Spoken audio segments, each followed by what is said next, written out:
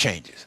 But they mimicked a change in Vatican II from 1962 to 1965, and they opened up the Vatican II, and they allowed all the Protestant world to come to the Vatican and to partake of this meeting. Our main man, there were several Adventists that went, but B.B. Beach was one of the main people that went in 1962 to this meeting, and we'll talk more about our brother Beach a little later on as we go. But he was one of the main people that went. There were several others that went from different functions, different divisions of our church that went and attended these meetings. But the consensus came back that Rome has changed, that she's not the Rome that she used to be. She is different now. And so in 1962, 1965, we were beguiled into believing that Rome had put on a new face, that she was about to change. She was about to do things different than what she was doing before. And we were beguiled, brothers and sisters. Let's continue going back to that screen. Now I want to bring in another concept. God has made it possible for us to understand how things are going to take place. And he's given us something called parallels in the Bible. As we study the Bible, God has given us parallels. These parallels come under the heading of types. On our left we have type. Type means example, or it means pattern. On our right we have antitype, and antitype simply means in place of. In other words, saints,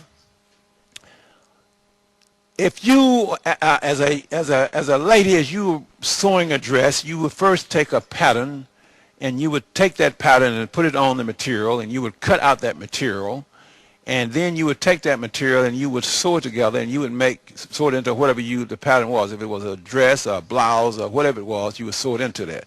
Well, the pattern is the type. The material once sewed together is the antitype. It is in place of the type. It is in place of the pattern. You've taken the pattern, you laid it there, you cut out the material, then you take the material and you sew it together, and then when you sew it together, that becomes now the finished product, and that is in place of the pattern. So looking back at our screen, we have on our left the type, and on our right is the antitype, and antitype simply means in place of. Another name for type is example or pattern, and all of this is simply parallels. Now God has given us these parallels in the Bible so that we can understand what's going on. Now let's turn in our Bibles to 1 Corinthians, the 10th chapter. 1 Corinthians 10th chapter. We're going to go about, now don't want to give too much information, but we're going to go about an hour and 15 minutes here in this session. In 1 Corinthians the 10th chapter, the Bible tells us, 1 Corinthians 10 verses 1, it says, "Moreover, brethren, I would not that you should be ignorant how that all of our fathers were under the cloud, and all passed through the sea, and were all baptized unto Moses in the cloud and in the sea, and did all eat the same spiritual meat, and did all drink the same spiritual drink, for they drank of that spiritual rock that followed them, and that rock was Christ. But with many of them God was not well pleased, for they were overthrown in the wilderness." We're reading from 1 Corinthians 10th chapter, and we are looking now at a type. Now verse 6 says, "Now these things were our examples, to the intent we should not lust after evil things as they also lusted. Neither be ye idolaters, as were some of them, as it is written, the people sat down to eat and drink and rose up to play." Verse 8, "Neither let us commit fornication as some of them committed, and fell in one day 23,000. Neither let us tempt Christ, as some of them also tempted and were destroyed of the serpents." Verse 10, "Neither murmur ye, as some of them also murmured and were destroyed of the destroyer." Verse 11, "Now all these things happened to them for examples, and they are written for our admonition, upon whom the end of the world is come." So here God gives us, through the writings of Paul, he gives us the history of the Jewish people as they left Egypt on their way to Canaan land, and he says that is an example, or it is a type, or it is a pattern for you and I to understand that we should not fall under the same deception that they fell upon. Now let's watch this, because we see that Satan is trying to deceive us. As we look back at Vatican II, we see that Satan set this up. Bring in the celebration music. We're going to bring all the churches under one head. Rome has changed. We can all go to Rome now. We can all become one great, big, happy family. Watch it, brothers and sisters. Watch it. Continuing on now. Here we have at the very top of our screen, we have the word type. We want to look at this now in relationship to what we've just studied. Just read, rather. Egypt, then, is a type of sin. Egypt is a type of sin. When the children of Israel left Egypt, they left sin. In other words, when you and I give our heart to the Lord and come out of sin, we have just left Egypt, or vice versa. When they left Egypt, they left sin. That's type. All right, let's go back to our screen. Canaan land then becomes a type of, you should guess it, Canaan land is a type of heaven. So the children of Israel left Egypt on the way to Canaan land. You and I leave sin on our way to heaven.